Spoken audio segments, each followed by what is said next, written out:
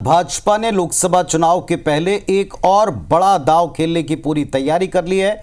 सूत्रों के मुताबिक आचार संहिता लगने से पहले नागरिकता संशोधन कानून लागू हो सकता है। बिल्कुल, और केंद्रीय गृह मंत्रालय ने पूरी तैयारी भी कर ली है। कभी भी इस बात की घोषणा हो सकती है। ऐसा हुआ तो आम चुनाव में इसका बड़ा असर होगा, क्योंकि विपक्षी दल लगातार इस कानून को मुस्लिम विरोधी बताकर इसे खारिज करते रहे हैं, जबकि मोदी सरकार उनके आरोपों को गलत बताती रही है। ऐसे में ठीक चुनाव से पहले सीएए को बीजेपी का मास्टर स्ट्रोक माना जा रहा है।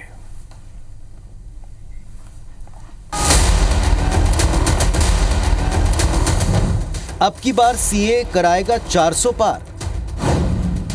चुनाव से पहले बीजेपी का नया मास्टर स्ट्रोक। 4.5 साल से अटका नागरिकता संशोधन बिल यानी सीएए कभी भी आ सकता है। खबर है कि चुनावी तारीखों के ऐलान से पहले केंद्र सरकार सीएए लागू कर सकती है। 2019 में संसद के दोनों सदनों में सीएए कानून पास हो चुका है। इसे लेकर देश के कई इलाकों में इसके खिलाफ प्रदर्शन हुए। दिल्ली में तो प्रदर्शनकारियों ने शाहीन बाग पर कब्जा ही कर लिया था। प्रदर्शनकारियों ने करीब 10 दिन तक शाहीन बाग की सड़कों पर कब्जा जमाए रखा, जिसके बाद सरकार को सीएए कानून को लागू करने का फैसला टालना पड़ा था।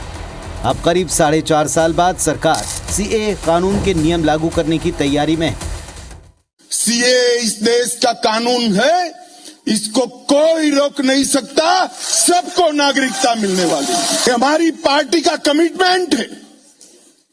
जो भाई आसपास के राज्यों से प्रताड़ित होकर यहां आए हैं, उनके अच्छे जीवन की रक्षा करना हर हिंदुस्तानी का फर्ज है, और ये होकर रहेगा। दीदी, आप चिंता मत करो। नागरिकता संशोधन कानून आखिर है क्या और इसके लागू होने से क्या बदलने वाला है, चलिए आपको भी समझाते हैं। सीएए कानून 2019 में पाकिस्तान, अफगानिस्तान, बांग्लादेश के उन अल्पसंख्यकों की भारतीय नागरिकता के रास्ते खोलेगा जो लंबे वक्त से भारत में ही रह रहे हैं। इस कानून के जरिए इन 3 देशों के 6 गैर मुस्लिम प्रवासियों को भारतीय सरकार नागरिकता देगी।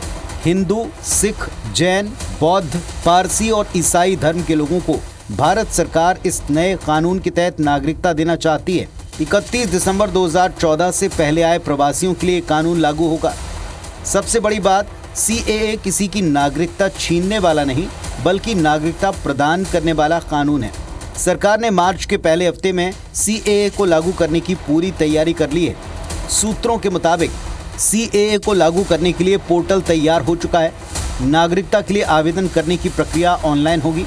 आवेदन करने वालों को वो साल बताना होगा जब उन्होंने दस्तावेजों के बिना भारत में प्रवेश किया था। गृह मंत्रालय आवेदन की जांच करेगा और नागरिकता जारी कर देगा।